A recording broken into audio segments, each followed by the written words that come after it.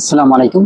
আমি মোহাম্মদ রিজাল হাওলাদার আপনাদের সাথে আছি। সুপ্রিয় দর্শক, পে স্কেল সরকারি চাকরিজীবীদের জন্য সুখবর। আপনারা জানেন যে এই পে স্কেল নিয়ে সুখবর আছে খুব শীঘ্রই। কারণ এই পে স্কেলটা কিন্তু অনেক প্রতীক্ষিত সরকারি কর্মকর্তা কর্মচারীদের জন্য একটা হ্যাঁ, মানে বহু প্রতীক্ষিত একটা সমস্যা বলতে পারেন। আসলে এটা সমাধান হওয়ার পথে। কারণ সরকারি চাকরিজীবীরা ও পেনশনভোগীদের জন্য আসছে নতুন পে স্কেল, যেখানে বেতন বৃদ্ধির পাশাপাশি ৩টা গুরুত্বপূর্ণ বিশেষ ভাতা বাড়ানোর প্রস্তাব করা হয়েছে। জাতীয় বেতন কমিশনের প্রাথমিক সুপারিশে এই তথ্য উঠে এসেছে। সুপ্রিয় দর্শক, সূত্র কিন্তু RTV। তবে ভিডিওটি সম্পূর্ণ দেখবেন, কারণ ভিডিওর শেষে রয়েছে কিছু চাঞ্চল্যকর তথ্য আমি প্রথমবার আপনাদের দিতে চাচ্ছি। দেখেন, সংশ্লিষ্ট সূত্রে জানা গেছে, দেশের বর্তমান অর্থনৈতিক পরিস্থিতি বিবেচনায় নবম পে স্কেলটি ধাপে ধাপে বাস্তবায়নের পরিকল্পনা করা হতে পারে। তবে আগামী অর্থবছরের বাজেটে এই খাতে আংশিক বাস্তবায়নের জন্য প্রায় ৩৫,০০০ কোটি টাকার একটি খরচা বরাদ্দ রাখার প্রস্তাবও রয়েছে। তবে পুরো পে স্কেল কার্যকর হবে দেশের সামগ্রিক অর্থনৈতিক সক্ষমতার উপর নির্ভর করে। পূর্ণ বাস্তবায়ন ২০২৮-২৯ অর্থবছরের আগে হওয়ার সম্ভাবনা কম বলে জানা গেছে। প্রস্তাবিত নতুন কাঠামোতে কয়েকটি ভাতা উল্লেখযোগ্যভাবে বাড়ানোর কথা বলা হয়েছে। বৈশ্বিক ভাতা বর্তমান মূল বেতনের ২০% থেকে বাড়িয়ে ৫০% করার প্রস্তাব। টিফিন ভাতা ১১ থেকে ২০তম গ্রেডের কর্মচারীদের জন্য ২০০ টাকা থেকে বাড়িয়ে ১,০০০ টাকা করার সুপারিশ। শিক্ষা ভাতা শিক্ষা ভাতা সন্তানদের জন্য মাসিক ১,৫০০ টাকা থেকে বাড়িয়ে ২,০০০ টাকা করার প্রস্তাব করা হয়েছে। প্রস্তাবগুলো চূড়ান্ত অনুমোদন পেলে সরকারি চাকরিজীবীদের আয় ও সুবিধায় উল্লেখযোগ্য পরিবর্তন আসতে পারে। তবে আপনারা জানেন যে এই যে পে স্কেল, এই পে স্কেল বিশেষ ভাতা নিয়ে যে সুখবর আসলে দিতেছেন, আসলে এটা কিন্তু আসলে কাগজপত্রেই আসলে একটা নিউজ, এবং এটা বর্তমানে ট্রেন্ডিং ও ভাইরাল নিউজ। যাই হোক, আমরা বর্তমানের যদি বিশ্লেষণ করি এই পে স্কেলটা নিয়ে, আপনারা জানেন বহু আগ থেকে আমরা কন্টেন্ট তৈরি করি এই পে স্কেল নিয়ে। তবে এই পে স্কেলটা আটকে আছে, আপনারা জানেন যে ২০১৫ সালের পর থেকে এখন এই ২০০০ এখন চলে ২৬, অর্থাৎ প্রায় ১১ বছর অতিবাহিত হচ্ছে। কিন্তু সরকারি কর্মকর্তা কর্মচারীদের যে পে স্কেলটা, তাদের নিজ যে অধিকার, অর্থাৎ তাদের যে একটা দাবি, এটা তারা কিন্তু পাচ্ছে না।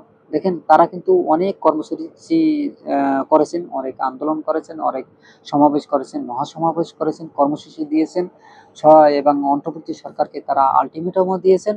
কিন্তু তাদের যে প্রতীক্ষিত যে পে স্কেলটা, সেটা কিন্তু আসলে এখন পর্যন্ত তারা পায়নি। দেখেন, ২০১৫ থেকে এই ২০২৬ সাল, এই ১১ বছর, অর্থাৎ ১৫ বছর আগের যে মনে করেন বেতন কাঠামো, এখন বর্তমান বেতন কাঠামোর সাথে যদি সাদৃশ্য করেন, তাহলে সেই ১১ বছর আগের যে বাজার দর আর এখন বর্তমান যে বাজার দর, নিত্য প্রয়োজনীয় যে জিনিস, অর্থাৎ যে সামগ্রিক আছে, তা কিন্তু সব কিছু হাতের নাগালে বাইরে চলে গেছে। সরকারি কর্মকর্তা কর্মচারীরা আসলে তারা চলতে এখন বলতে গেলে যে নুন আনতে পান্তা ফুরায়। যারা নিম্ন গ্রেডে চাকরি করেন, তাদের কিন্তু অনেক কষ্ট হয়। যাই হোক, আরেকটি কথা যেটা আমরা মানে মূল, যেটা আমার আলোচনা এবং বা বিশ্লেষণ আপনারা মনে করেন, আমি মনে করি প্রত্যেকটা সরকারি কর্মকর্তার আসলে বেতন বাড়িয়ে দেওয়া উচিত উল্লেখযোগ্যভাবে। তাহলে যদি আপনি পে স্কেলটা তাদের মানে বাড়িয়ে দেন, বা তাদের যে বেতনটা যদি বাড়িয়ে দেন, তাহলে কি কি সুবিধা আছে এবং কি কি অসুবিধা, সেটা আমি বলবো। আগে বলি, আপনার যদি সরকারি কর্মকর্তাদের যদি বেতন বাড়িয়ে দেন, তাহলে ওই দেশের কর্মকর্তাদের কিন্তু এই যারা আমলাতন্ত্রে চাকরি করেন বা সরকারি চাকরিজীবীরা, তারা কিন্তু দুর্নীতি কম করবেন। আপনারা বহির্বিশ্বের দিকে তাল মিলিয়ে চলেন, দেখেন যে আমাদের বহির্বিশ্বের দিকে যাওয়া লাগবে না। আমাদের যে পার্শ্ববর্তী দেশগুলো আছে, চায়না, ভারত, আপনার পাকিস্তান বা অন্যান্য আরো দেশ আছে, তাদের সরকারি কর্মকর্তাদের যে বেতন এবং আমাদের বাংলাদেশের, এটা কিন্তু আকাশ পাতাল একটা ব্যবধান। যে কিভাবে ব্যবধান, দেখেন, তাদের একটা সাধারণ সরকারি কর্মকর্তা বাদ দেই, তাদের যে একটা শ্রমিক, তাদের বেতনই আছে আপনার 35 থেকে 40 হাজার টাকা, এবং বাংলাদেশের কত আছে হয়তো বা হাইয়েস্ট 15,000, 10,000, 15,000 টাকা। দেখেন কতটা ডিফারেন্স। তাহলে সরকারি কর্মকর্তাদের বেতনটা কতটা আরো ডিফারেন্স হতে পারে আপনারা ভেবে নেন। দেখেন বাংলাদেশের সরকারি যে আপনারা সামান্য পুলিশই ধরি, তাদের বেতন আছে কত জানেন? তাদের বেতন আছে 20,000 টাকা। হয়তো বা অনেকে জানেন কিনা তা জানি না, কিন্তু আপনার পার্শ্ববর্তী বা বহির্বিশ্বের দিকে তাকান, তাদের কিন্তু বেতন অনেক। অতএব এই যারা ওই ইউরোপ কান্ট্রিতে আছেন, তাদের বেতন কিন্তু বলতে গেলে যদি সর্বনিম্ন ধরেন তাহলে 1.5 লাখ বা 2 লাখ, 3 লাখ বাংলাদেশ টাকা। তারা কি জন্য আসলে দুর্নীতি করবে, তারা কি জন্য ঘুষ খাবে, প্রশ্নই ওঠে না।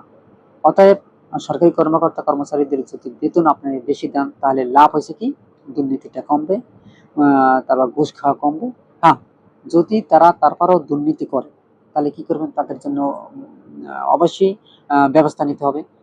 যদি সুদ অনুযায়ী আপনার যদি সরাসরি ঘুষ অনুযায়ী বা হাতে নাতে ধরা খান, তাহলে তার চাকরি থেকে একদম বরখাস্ত, কোনো টাকা পয়সা তাকে দেওয়া হবে না একদম।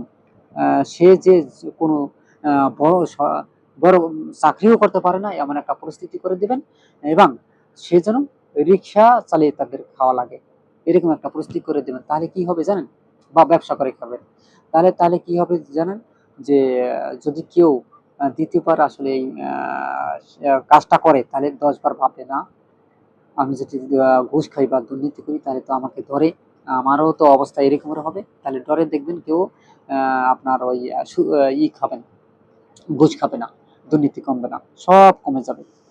একজন দুইজন এরকম বিচার করলেই সবার কমে যাবে। তবে আমাদের বাংলাদেশের একটা সমস্যা আছে, বাংলাদেশের প্রত্যেকটা মানুষের ভিতরেই একটা রক্তের ভিতরে এই সমস্যাটা আছে কিনা তা জানি না, তবে সবাই না, কিছু কিছু মানুষের তারা দুর্নীতি করতে ভালোবাসে। আসলে তাদের ভিতরে আল্লাহর ভয় নাই। তা না হলে এই যে হাজার হাজার কোটি টাকা এই যে আহ, আত্মসাৎ করে, আসলে কেন করে? তারা কি টাকা নিয়ে কবরে যাবে না? টাকা কিন্তু সম্পদ এই দুনিয়াতেই থেকে যাবে, কিন্তু কি করলো তার মধ্যখানে, তার যে আমলগুলো নষ্ট করলো ঘুষ খেয়ে বা দুর্নীতি করে। যাই হোক, এই যে পে স্কেল বিশেষ ভাতা নিয়ে এই সুখবর আপনাদের বললাম। দেখেন, সরকারি চাকরিজীবী ও পেনশনভোগীদের জন্য আসে নতুন যে পে স্কেল, সেখানে বেতন বৃদ্ধির পাশাপাশি 3টা যে গুরুত্বপূর্ণ ভাতা বাড়ানোর প্রস্তাব করা হয়েছে। জাতীয় বেতন কমিশনের প্রাথমিক সুপারিশে এই তথ্য উঠে এসেছে। কারণ সংশ্লিষ্ট সূত্রে জানা গেছে, বর্তমান অর্থনৈতিক পরিস্থিতি বিবেচনায় নবম পে স্কেলটি ধাপে ধাপে বাস্তবায়নের পরিকল্পনা করা হতে পারে। আগামী অর্থবছরের বাজেটে এই খাতে আংশিক বাস্তবায়নের জন্য প্রায় 35,000 কোটি টাকার একটি বড় খরচা বরাদ্দ রাখার প্রস্তাব এসেছে। এখন বলতে পারেন, এত বড় বরাদ্দ করলে আসলে ক্ষতি কি হতে পারে? যেমন ক্ষতি, বাংলাদেশের অর্থনৈতিক অবস্থা এখন বর্তমানে খুব সংকটের ভিতরেই আছে, এটা সত্য কথা। কিন্তু এই সংকটগুলো কাটিয়ে উঠতে একটু সময় লাগবে সরকারের।